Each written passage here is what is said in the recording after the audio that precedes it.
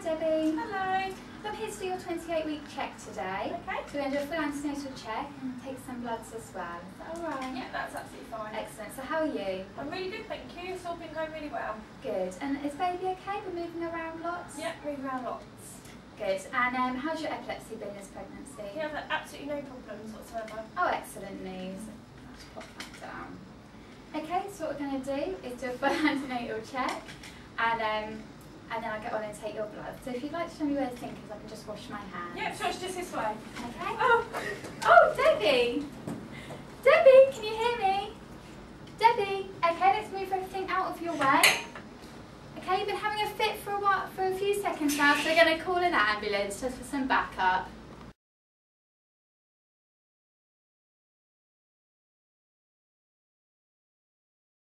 Epilepsy is a sudden and temporary change to how the brain functions. The brain is in separate sections and each section is responsible for a different action on the body. The frontal lobe, responsible for behaviour, intelligence, memory, movement. The temporal lobe, responsible again for behaviour, for hearing, for memory, speech and for vision. The parietal lobe is responsible for intelligence and language, reading, sensation, and the occipital lobe is responsible for vision. Here we can see a brain and the neurons that are inside. The neurons are the cells that help the brain to maintain these functions. This is just a normal drawing of a neuron. It is a typical cell. It has a nucleus.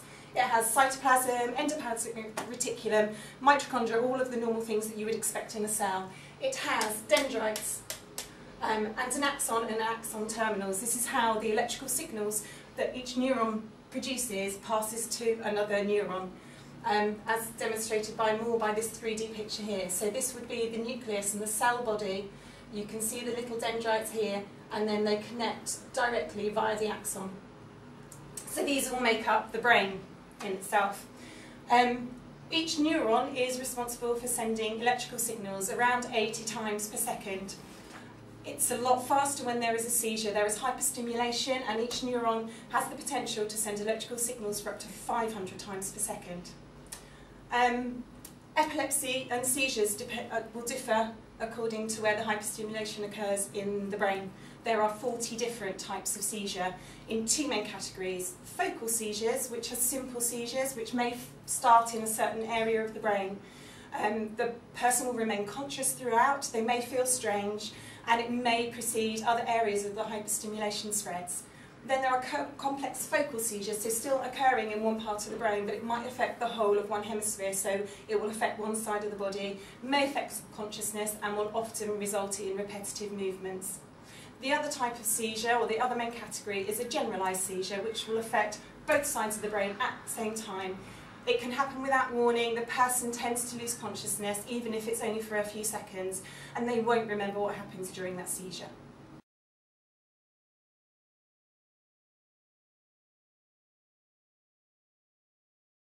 Debbie will now help to demonstrate some of the seizures.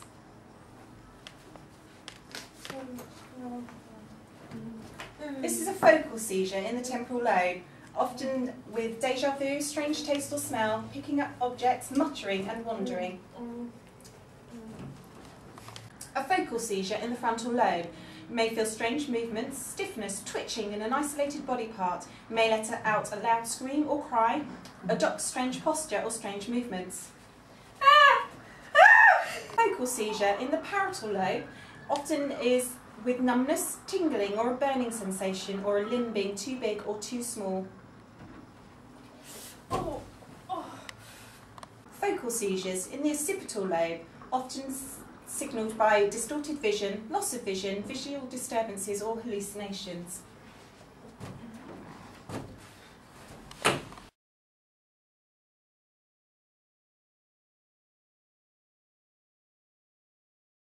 Generalised seizures, such as an absence seizure or a petit mal, where a person would be blank and unresponsive for a few seconds. Debbie?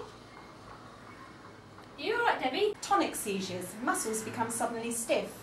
Atonic seizures, muscles suddenly relax, become floppy, may fall if standing. Myoclonic seizures, muscles jerk but no loss of consciousness. Tonic-clonic seizures, the type people think of typical epilepsy. person becomes unconscious, stiff, may cry out, will shake and jerk, may wet themselves. Thank you, Debbie, for your participation with this demonstration. I think that just helps us to demonstrate that epilepsy is not just the one type of epilepsy that we all think it is. It can be many different types of seizures. So thank you very much. You're welcome.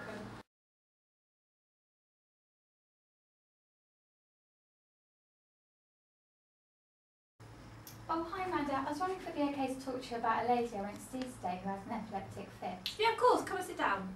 Come and sit down. Okay, so what happened today? Okay, so I went to do an antenatal visit at this lady's house, and she had an epileptic fit while I was there. Okay. So what was this the first time you've experienced someone having an epileptic fit? it was actually, yeah. Okay. Well, talk me through with what happened, and then we can discuss it.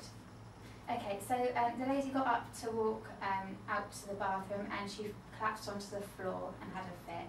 So what I did is I moved everything out of her way so she couldn't harm herself, and monitored and timed the seizure while I called an ambulance for a transfer into hospital. Okay. Once the seizure had finished, I put her in the recovery position to monitor her airways and her vital signs as well until the ambulance arrived.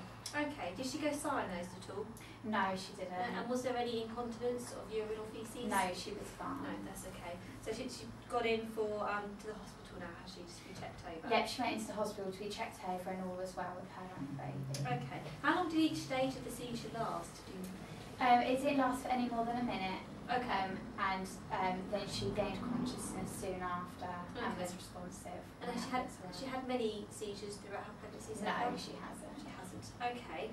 Well, this is the first time you've come across this, but you may come across it more often. So some things you've got to be aware of is it's about just providing ongoing support, not only to her but also to her family as well. Okay. Were there any other family members present at the time? There wasn't anyone else present at the time, but I'm aware that I reassured anyone else that was in the room. Yes, good. And with your ongoing care, we still want to maintain normality for her. She's still a pregnant woman just like anybody else, so we want her to sort of feel that with us as well. Yeah. And you know, if there's any decisions made between her and the multidisciplinary team, she needs to be make an informed choice about her care and any changes that happen with medications and things like that.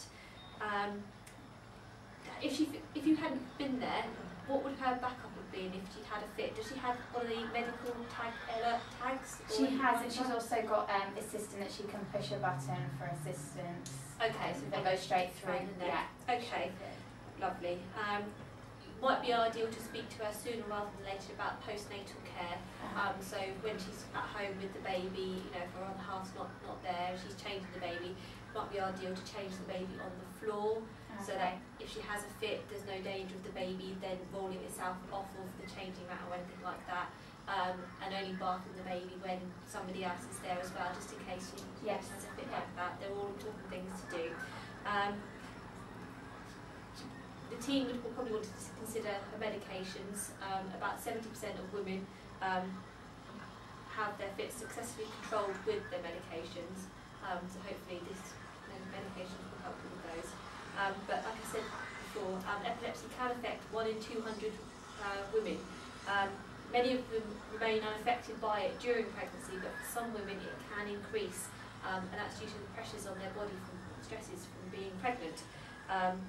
They can become more severe and things like that. So do look out for it. You probably will see it more times in your career as you've only just begun. But obviously the most important thing to do as you go along is to ensure documentation.